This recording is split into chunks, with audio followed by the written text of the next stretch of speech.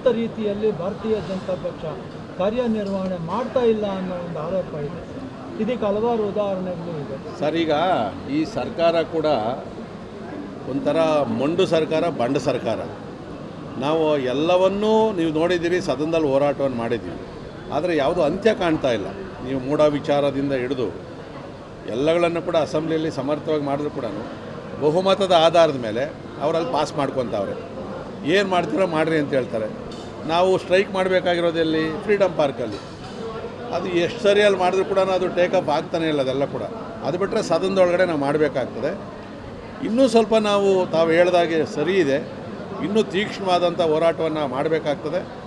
ಈಗ ಖಂಡಿತವಾಗೂ ನಮ್ಮ ರಾಷ್ಟ್ರೀಯ ನಾಯಕರ ಮಾರ್ಗದರ್ಶನದಲ್ಲಿ ನಾವೆಲ್ಲ ಯಾರು ನಮ್ಮ ವಿರೋಧ ಪಕ್ಷದ ನಾಯಕರಿರ್ಬೋದು, ಯಾರು ನಾಯಕರುಗಳು ಮಾತಾಡ್ತಾರೆ ಅವ್ರಿಗೆ ಧ್ವನಿಗೂಡಿಸಿ ನಾವು ಕೂಡ ಹೋರಾಟವನ್ನು ಮಾಡಿದ್ದೀವಿ. ಯಾವುದೇ ಅಡ್ಜಸ್ಟ್ಮೆಂಟ್ ಆಗಲಿ ಮತ್ತು ಹಿಂದೆ ಸರಿ ಅಂತ ಪ್ರಶ್ನೆನೇ ಇಲ್ಲ. ನಮಗೇನು ಹೆದರಿಕೆ ಐತೆ ರೀ? ನಾವು ಶಾಸಕರು, ವಿರೋಧ ಪಕ್ಷ ಇರೋದೇ ವಿರೋಧ ಮಾಡೋದಕ್ಕೆ. 28ನೇ ಇಸ್ವಿ ಕೂಡ ನಾವೇ ಕಾಂಗ್ರೆಸ್ನವರೇ ಅಧಿಕಾರಕ್ಕೆ ಬರ್ತೀವಿ ಅಂತ ನಾವು ಮುಖ್ಯಮಂತ್ರಿಗಳು ಹೇಳಿದ್ದಾರೆ. ಅಲ್ಲ, ಈಗ ಬರೋಲ್ಲ ಅಂತ ಹೇಳೋಕ್ಕಾಗಲ್ವಲ್ಲ, ಅವರು ವಿಶ್ವಾಸದಲ್ಲಿ ಇರ್ತಾರೆ ಅಲ್ಲಿ. ಆದರೆ ಜನ ಇವತ್ತು ಹಳ್ಳಿಗಳಲ್ಲಿ ಹೋಗಿ ನೀವು ನೋಡಿರಿ, ಮಾಧ್ಯಮದಲ್ಲಿ ಮುಖ್ಯಮಂತ್ರಿಗಳು ಮಂತ್ರಿಗಳು ಮಾತಾಡೋದು ಬೇರೆ. ಇವತ್ತು ಜನಸಾಮಾನ್ಯರಿಗೆ ನೀವು ಕೊಟ್ಟಿರೋಂಥ ಗ್ಯಾರಂಟಿಗಳು ಎಷ್ಟು ಕ್ಯಾನ್ಸಲ್ ಮಾಡಿದ್ದೀರಿ, ರೂಲ್ಸ್ಗಳನ್ನೆಲ್ಲ ಬದಲಾಯಿಸ್ತಾ ಇದ್ದೀರಿ. ರೇಷನ್ ಕಾರ್ಡ್ ಎಷ್ಟು ಕ್ಯಾನ್ಸಲ್ ಮಾಡಿದ್ದೀರಿ. ಒಂದು ಸಾರಿ ರೇಷನ್ ಕಾರ್ಡ್ ಹೋಯಿತು ಅಂದರೆ ಎಲ್ಲ ಗ್ಯಾರಂಟಿಗಳು ಹೊರಟೋಗ್ತವೆ ಎಲ್ಲ ಕಡೆಗೆ. ಆಯಿತು, ಏನು ಅನುದಾನವನ್ನು ಕ್ಷೇತ್ರದ ಅಭಿವೃದ್ಧಿಗೆ ನೀವು ಕೊಟ್ಟಿದ್ದೀರಿ. ನೀವು ಇವತ್ತು ಹಾಲು ಉತ್ಪಾದಕರು ಚಿಕ್ಕಬಳ್ಳಾಪುರದಲ್ಲೂ ಜಾಸ್ತಿ ಇದ್ದಾರೆ.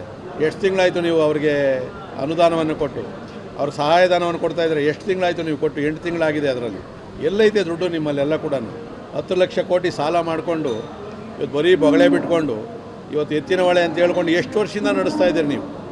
24 TMC ಇತ್ತು, ಈಗ 18 TMC ಅಂತ ಹೇಳ್ತಾರೆ. ಈಗ ಅಷ್ಟು ನೀರು ಬರೋಲ್ಲ. ಈ ಸಾರಿ ಮಳೆ ಕಡಿಮೆ. ಇಂಥ ಸಂದರ್ಭದಲ್ಲಿ ಎಲ್ಲಿ ನೀರು ಬರ್ತದೆ ಅಲ್ಲಿಂದ ಕೂಡ?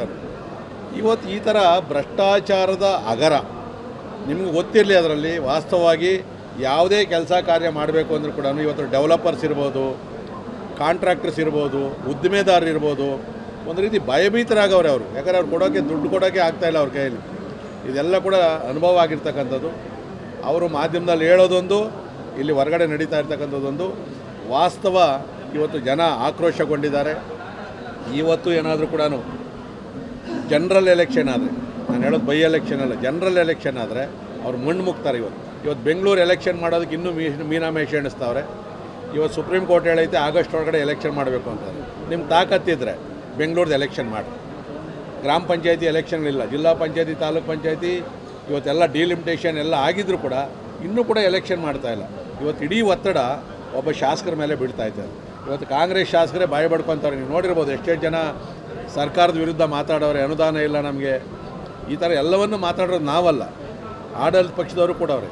ಇವತ್ತೇನು ಅಂದರೆ ಕ್ಯಾಬಿನೆಟ್ ಎಕ್ಸ್ಪ್ಯಾನ್ಷನ್ಗೋಸ್ಕರ ಒಂದಷ್ಟು ಜನ ಕಾಯ್ತಾವ್ರೆ.